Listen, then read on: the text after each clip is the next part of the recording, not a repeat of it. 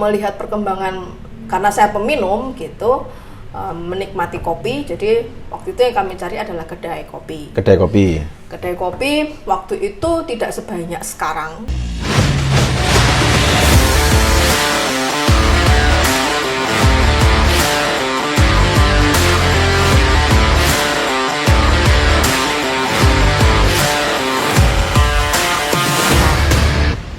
Ngopi enak, ngopi inspirasi. Oke, ngopi enak, ngopi inspirasi. Ya, kembali lagi di Ice Official. Oke, di sini sekarang kita kedatangan tamu Mbak Magda. Ya, Mbak Magda ini sebagai praktisi atau akademisi aktif di Banyuwangi dan juga aktif di berbagai kegiatan-kegiatan yang ada di Banyuwangi. Tapi di podcast ketiga ini kayaknya lebih baik dari tamunya aja deh perkenalannya. Jauh lebih enak. Biar lebih lengkap juga. Oke, mungkin gini Mbak Magda. Jadi perkenalan kita ini lama ya. Lebih dari berapa tahun? 2015 waktu itu acara di Skowidi. Ya Mbak Magda ya? Hari Kopi Internasional itu sama teman-teman Kopi Banyuwangi, sama teman-teman media. Media. Di rumahnya Mbak Ira Kompas. Itu pertama kali ketemu sama Mbak Magda. Tapi sebelumnya nggak tahu backgroundnya Mbak Magda itu apa, nggak tahu. Ya wis ketemu kopi nyambung, enak, ngobrol asik. Ya wis itu dilanjutkan pertemanan ini sampai ke segi bisnis. Sampai ke segi lebih kayak saudara Mbak Magda ya. Lebih kayak saudara. Ya itu jadi sampai segitunya, sampai mesti pertemanan ini panjang banget.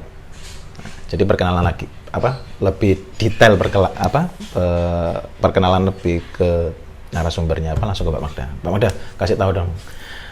Apa sih Mbak Magda ini basicnya apa? Ya, terima kasih Mas Asmi. Diundang di podcastnya Ice Coffee Official. Baru loh Mbak. Oh baru. Di Banyuwangi baru. Oh Banyuwangi banyak sudah. Cuma ini baru 3. Jadi Mbak Magda tamu ketiga ini. Tamu ketiga, oke. Ya, tadi sudah dikenalkan bagaimana hubungan saya dengan Asmi begitu.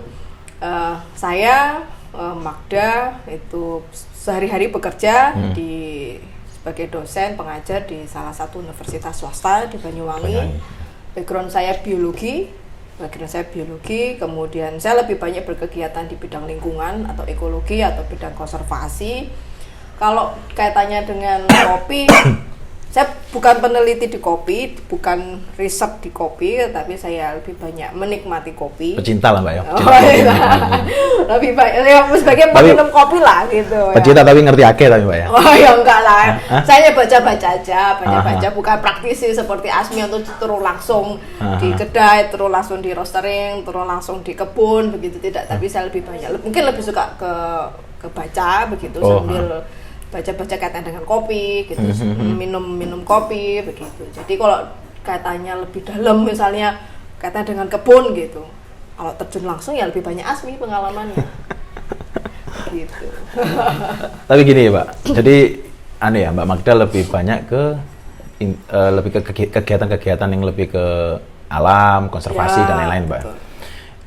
Kembali lagi Mbak ke diskusi yang memang ini podcast ini kan lebih ke memang fokusnya di perkembangan kopi ya, khususnya Banyuwangi Mbak. Nah dari kacamata Mbak Magda nih, selama ngerti kopi Mbak Magda kan bukan asli Banyuwangi ya? Ya, saya asli Malang. Di Banyuwangi mulai tahun berapa di Banyuwangi? Saya mulai masuk Banyuwangi 2014, tapi kemudian benar-benar stay di Banyuwangi, bekerja di Banyuwangi 2015 sudah mulai bekerja di Banyuwangi. Oh ya berarti mulai dari datang sama perkenalannya kita Mbak ya, gak terlalu jauh ya? Ya 2014 2015. Gini Mbak, menurut kacamata Mbak Magda nih, kopi Banyuwangi sudah sampai sejauh mana sih? Kacamata dari pokoknya Mbak Magda waktu di Banyuwangi awal-awal, terus ngelihat perkembangan, kan tetap toh Mbak Magda juga sering konservasi juga toh, konservasi dan lain-lain yang diterangkan tadi kan itu kan biasanya kan di lingkup-lingkup Banyuwangi. Nah, kalau dari segi situ yang menurut pengalaman Mbak Magda, kacamata Mbak Magda sendiri itu ya apa Mbak? Saya kesini Banyuwangi 2014. Ya. 2014 karena saya peminum waktu itu, ya memang ada beberapa riset kayak dengan Capung dan sungai yang ada di Banyuwangi. Saya memang masuk di sini pertama kali kenal dengan kopi Banyuwangi itu di Kenjarum, di Kopai Osing, memang gitu kan, karena kebetulan ada teman yang berrelasi dengan Kopai Osing dengan Kenjarum, akhirnya saya mendapatkan kesempatan mengenal kopi Banyuwangi memang awalnya dari sana. Kemudian waktu 2014, 2015 waktu saya pertama kali ke sini melihat perkembangan karena saya peminum gitu, menikmati kopi. Jadi waktu itu yang kami cari adalah kedai kopi. Kedai kopi waktu itu tidak sebanyak sekarang. Ya. Kalau saya mencermati karena saya minum gitu. Jadi perkembangannya terkait dengan kedai jauh lebih banyak. Pilihannya banyak gitu. Pilihan jauh lebih banyak. Kita mau kalau dulu 2014 mungkin tempat referensi kopi ya. Kedai kopi itu adalah Cawang. Oke. Kan? Cawang ya, di Adi Sucipto, kemudian ada menyediakan berbagai macam kopi dari daerah A, B, C. Kemudian kita bisa milih berbagai macam metode brewing dan segala macamnya. Waktu itu yang ada dan maksudnya di Banyuwangi kota itu adalah Cawang tahun 2014 gitu. Kemudian seiring dengan perkembangan ternyata semakin cukup pesat 2015-16 itu ternyata sudah mulai banyak kedai kopi. Kita bisa memilih kita mau milih kedai mana, kemudian roastingnya itu siapa yang roasting, roasternya siapa, kemudian kopi dari mana itu apalagi sekarang gitu. Trennya sudah jauh lebih banyak dan pilihan kita lebih banyak. Tetapi saya memang karena saya mencermati awalnya dari minum kopi begitu, kemudian melihat perkembangannya memang jauh luar biasa. Kemudian saya beruntung memang di Banyuwangi ini saya bisa berkesempatan lah berrelasi dengan Kenjarum, berrelasi dengan Asmi, teman-teman kopi. Saya memang beruntung dan akhirnya yang awalnya saya memang banyak mendapatkan informasi terkait dengan kopi Banyuwangi. Memang kemudian perkebunan waktu itu yang saya tahu itu ada Kalibendo begitu, karena saya juga ada lokasi riset waktu itu juga salah satunya di Sungai Kalibendo yang ada selain Kalongan dan Kalibendo itu area sungai yang kemudian ya kalau Kalibendo kita tahu adalah perkebunan kopi, kemudian di Kalongan, Sungai Kalongan juga di sekitarnya waktu itu banyak orang nanam kopi robusta. Mungkin beberapa baru setahun terakhir ini kemudian diganti. Yang di Kalongan? Ya, Kalongan, Pesucen. Nah, kemudian setelah saya tinggal di Banyuwangi, akhirnya ternyata memang Banyuwangi ini secara geografis itu secara wilayah memang dianugerahi Tuhan, itu memang potensi untuk perkebunan. Posisinya pas. Dan saya kira kabupaten yang maksudnya di Jawa Timur ya, kabupaten yang banyak dengan perkebunan kopi itu mungkin tidak sebanyak di tempat lain begitu. Kalau karena saya dari Malang begitu. Mungkin yang baru akhir ini aja misalnya ada kopi misalnya di lereng Arjuno, di Karangploso, di mana begitu. Kemudian kalau dulu kan kopi di Malang ya dari Dampit kan begitu. Baru kemudian sekarang itu yang besar dan tua memang di Dampit. Kemudian kemudian sekarang merembet ke Dampit, ada Amsterdam, ada Amsterdam kan ini singkatan ya. Belkanding, Sumber Manjing, Tirtoyudo, Dampit ya. Amsterdam. Ya, baru kok dulu memang turunnya kan Dampit. Tapi sebetulnya kan dari dulu itu sudah ada sih Mbak, karena adanya pergerakan media sosial yang kuat, terus konsep kopi itu nggak cuma sekedar kopi kan, akhirnya kan ya ada konten-konten yang memperkuat itu, pandangan-pandangannya dan lain-lainnya itu. Jadi yang daerah-daerah yang dulunya nggak kayak Mbak Magda kan baru dengan sudah tinggal di Malang baru tahu iya tiba ayo kopi tekan sini ya, karena kan itu muncul kan. Betul. Nah sudah mulai muncul lagi muncul Jadi gitu perkembangan kopi ya. Jadi memang anu Mbak ya, lumayan pesat dari segi bisnisnya ya, kalau misalnya dia bisnis, lebih ya memang kalau bisnis, dan saya rasa peminum kopi juga jauh lebih banyak. Jauh lebih banyak. Maksudnya kemudian secara sadar mereka memang memilih kopi non saset misalnya, begitu. Saya mungkin tidak menyebut salah satu merek atau non saset lah, begitu. Produk-produk lokal atau mungkin ada green bean-nya dari mana, dari negara mana, tetapi mereka secara sadar memang memilih kopi yang non saset. Itu saya rasa jauh lebih banyak. Dan kemudian bagi sekarang anak muda itu kan sekarang mungkin sudah second wave, gelombang ketiga atau keempat lah kaitan dengan kopi, itu kan sudah pesat sekali. Nah, kalau saya membaca di Banyuwangi dengan perkebunan kopi yang rakyat pun itu sudah ada sejak lama, begitu. Selain perusahaan perkebunan kopi swasta memang sudah ada lama dan swasta banyak. Dan BUMN ya, kayak PTPN 12. Kemudian Kali Kelata, Glenmore, Banyulor dan segala macamnya, Kali Bendo itu memang sudah ada jauh lebih lama gitu. Ditambah lagi dari rakyat itu memang saya rasa juga sangat potensi sekali gitu. Kalau misalnya kemudian kita memang perlu tidak bisa menyebelahkan sebelah mata lah kaitan dengan kopi yang ada di potensi kopi ya.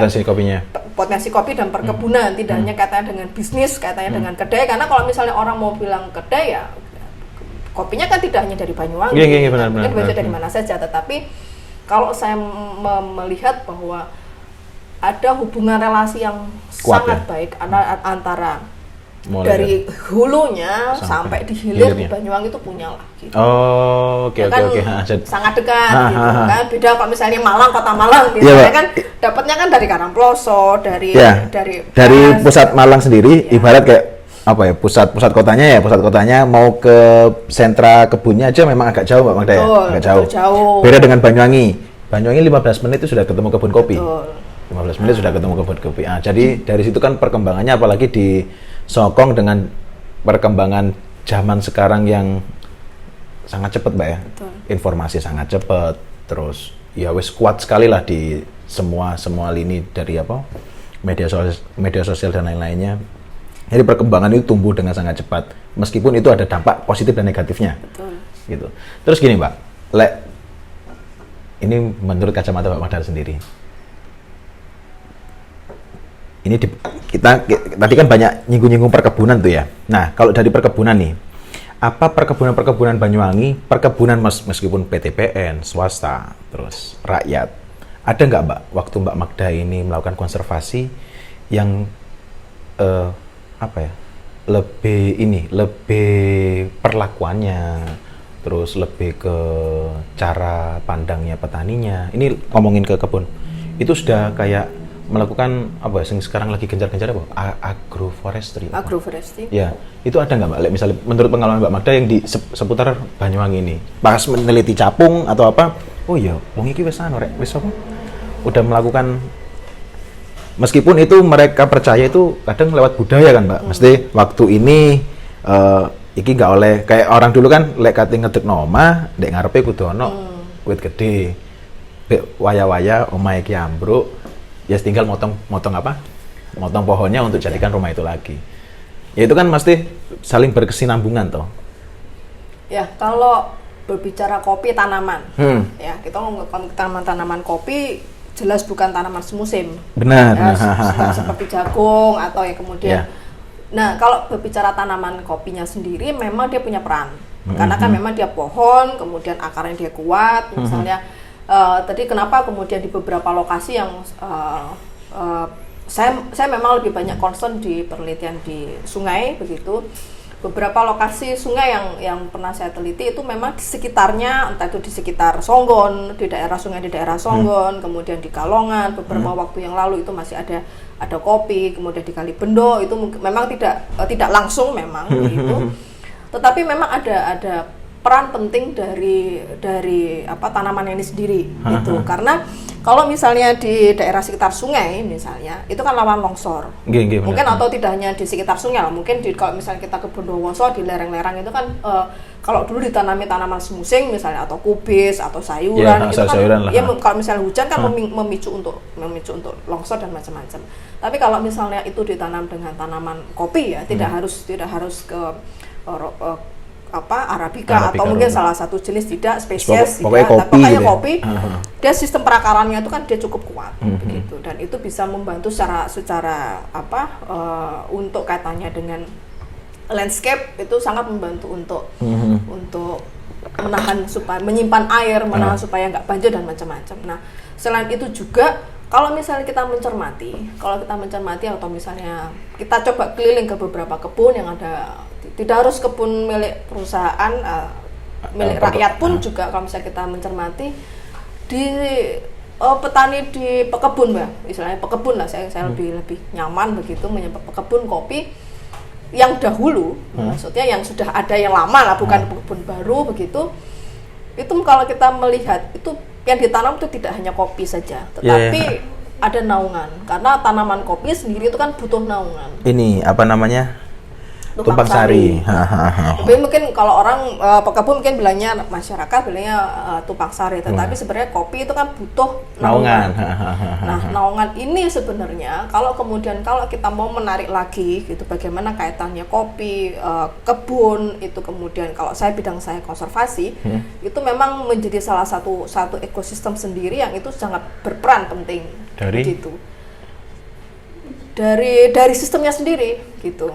Naungan kan pasti kalau misalnya naungannya kopi begitu kan bukan tanaman semusim. Dia kan pasti tanaman tegaan yang jauh lebih besar begitu, pohon yang lebih besar kan begitu. Nah, pada saat ada pohon yang lebih besar, di bawahnya ada kopi, kemudian ada burung datang, ada serangga lain, ada hewan lain yang datang, itu nanti akan menciptakan ekosistem sendiri, penghidupan sendiri. Apalagi kalau misalnya area tanaman kopinya ini ditanam di sekitaran sungai misalnya, itu kan juga nanti akan meminimalisir misalnya banjir bandang, longsor, dan itu kan, nah itu kemudian yang ya berdasarkan hasil waktu saya ngobrol-ngobrol dengan Pak Iwan, memang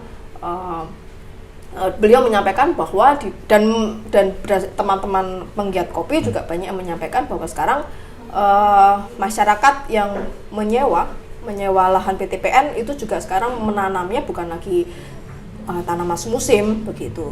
Jadi sudah tanaman yang ditanam adalah tanaman kopi. Itu apa? Itu kategori orang-orang sudah mulai sadar atau gimana, Mbak?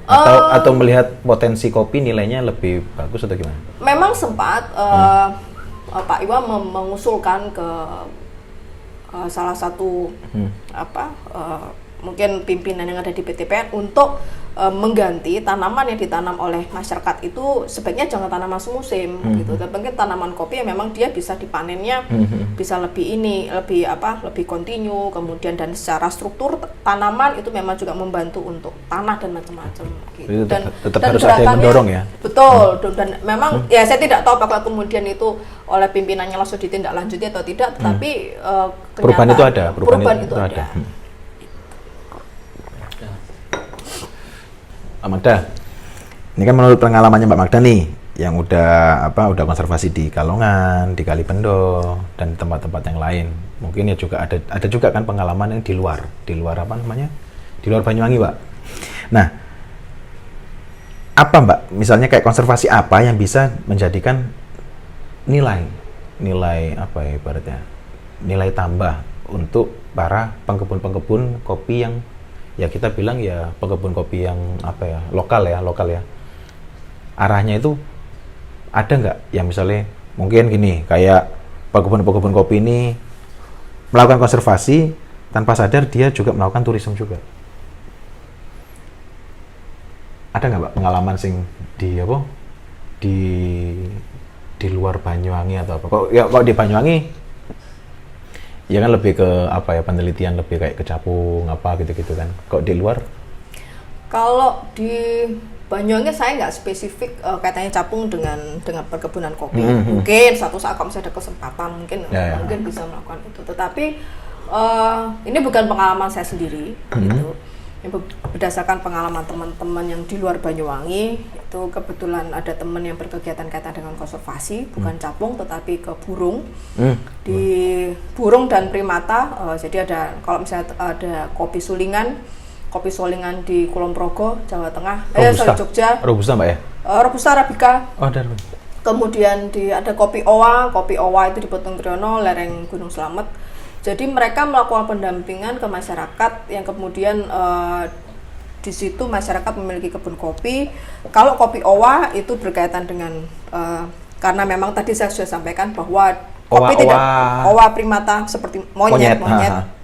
Nah, itu memang kemudian kopi tidak bisa berdiri sendiri, jadi kopi punya pohon naungan begitu, atau bila itu pangsari tapi lebih tepatnya mungkin pohon naungan. Nah, ternyata pohon naungan ini menjadi rumah untuk atau sumber makanan untuk owa. Itu kemudian cara teman-teman di Petung Kriono owa itu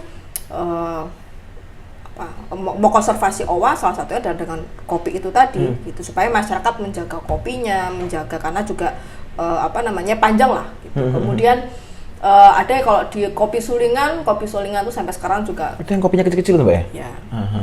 Nah, kopi suling. Kalau kopi owa mungkin Asmi pernah beli binnya, memang kan itu ada Arabica, kemudian karena memang lebih banyak di hutan kan begitu, jadi mungkin beda, Arabicanya mungkin jauh lebih kecil, kemudian ada Katura, ada macam-macam. Nah, kalau yang kopi sulingan itu di Jawa Tengah, di Kulon Progo, di Jogja lebih tepatnya. Nah, itu di situ lebih mengarah kegiatan adalah konservasi burung. Karena itu tadi kembali lagi pohon naungan itu menjadi rumah, menjadi sumber makanan untuk burung. Tapi burungnya burung endemik gitu? Macam-macam. Ada burung endemik Jawa, ada burung yang langka, maksudnya jarang begitu, bukan? Ya jarang. Jadi akhirnya pada saat teman-teman yang berkegiatan di bidang konservasi dengan pendekatan owa atau primata tadi atau monyet, kemudian dengan burung, itu akhirnya ini tidak secara langsung, tapi pelan-pelan bisa menarik misalnya wisata minat khusus begitu. Wisata minat khusus seperti yang di kopi sulingan. Karena kemudian desa berkomitmen untuk menjaga membuat perdes, larangan menembak, larangan berburu dan macam-macam. Itu kemudian yang dilakukan oleh teman-teman karena kemudian potensi burung yang jarang ditemui itu ada di sana, itu menggait teman-teman yang mengajak teman-teman fotografer satwa liar untuk memotret di sana.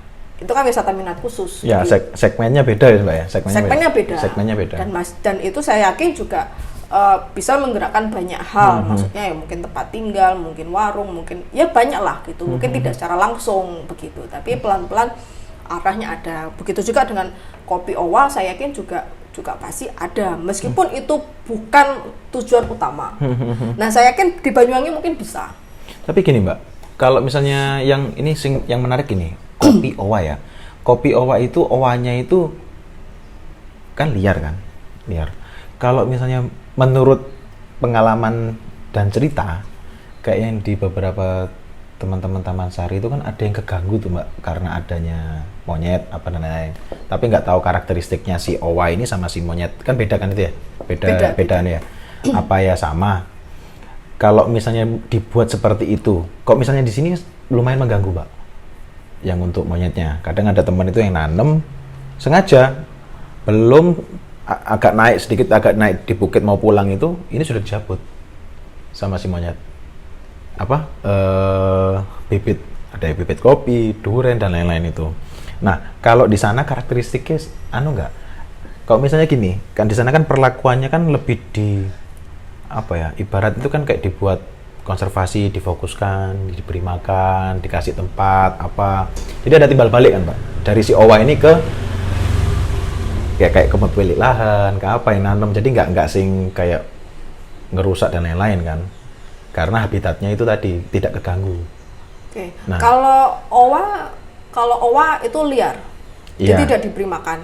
Nah, makanya kemudian yang dilakukan teman-teman ini adalah mengapa pendekatannya kopi? Karena kopi kan dia butuh naungan. Nah, pohon naungannya ini kan bisa bermacam-macam. Nah, tapi dirusak nggak kopinya? Enggak. Itu sudah. Ada pengalaman gitu nggak? Kalau pengalaman saya nggak dapat informasi itu.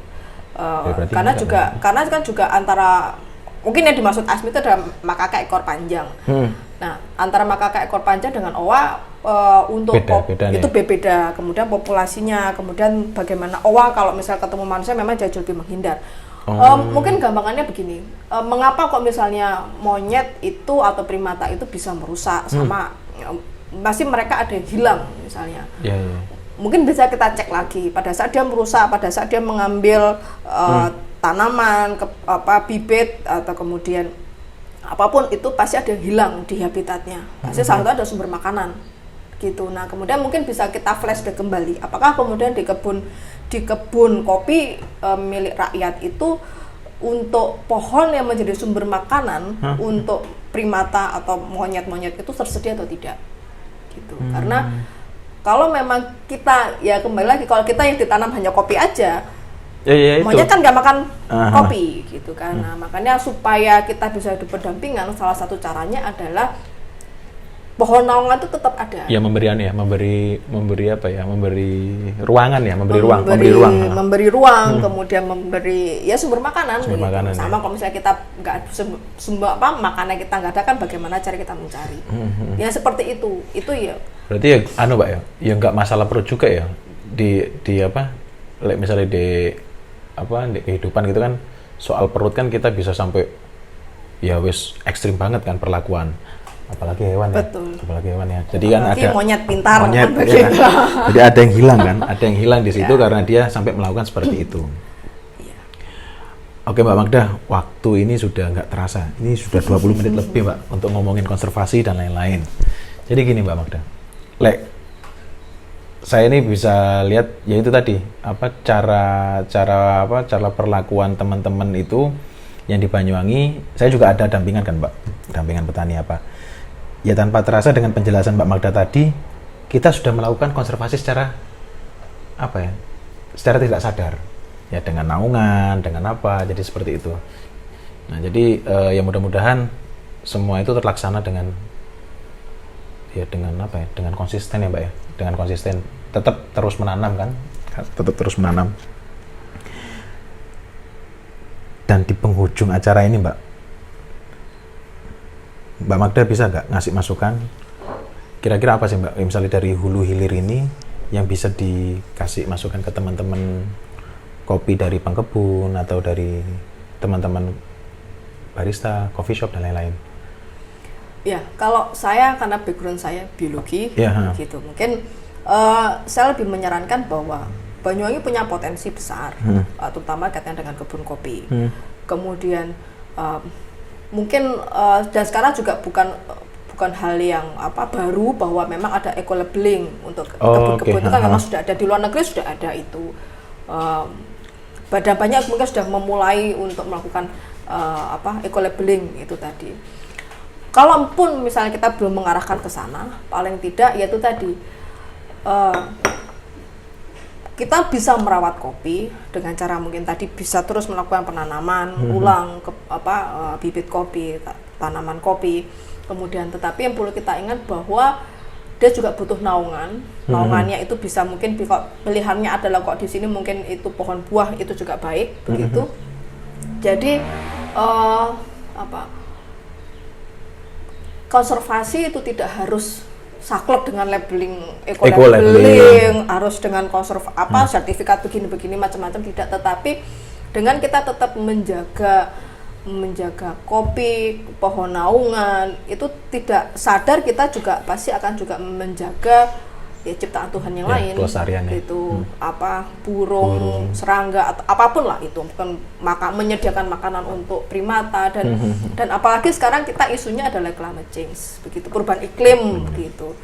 Nah pasti tidak mau kita juga para pekebun pasti harus berpikir ulang bagaimana supaya produktivitas kopi itu tetap berjalan dengan kondisi iklim yang sudah berubah seperti ini.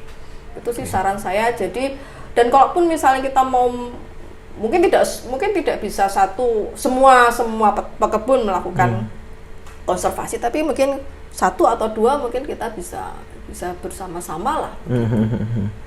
Sudah banyak contoh lah di Indonesia, di luar negeri bagaimana mereka bisa hidup berdampingan begitu. Dan saya kembali lagi, ekotourism atau wisata minat khusus seperti fotografi atau apapun itu mungkin tidak bisa langsung diberikan, bertahap dirasakan. ya, tetap bertahap ya. Tapi pasti arahnya dan itu sudah ada contohnya lah. Iya. Itu sudah ada contohnya gitu. Oke. Terima kasih Mbak Magda atas waktunya dan diskusinya yang sangat apa ya? Berbobot ya? Daging. Daging lah, katanya mau daging. Ya. Belum daging. Ya, belum daging. Jeruan. Oke, thank you. Ya, terima kasih. Oke, kita tutup ya. Ngopi enak, ngopi inspirasi.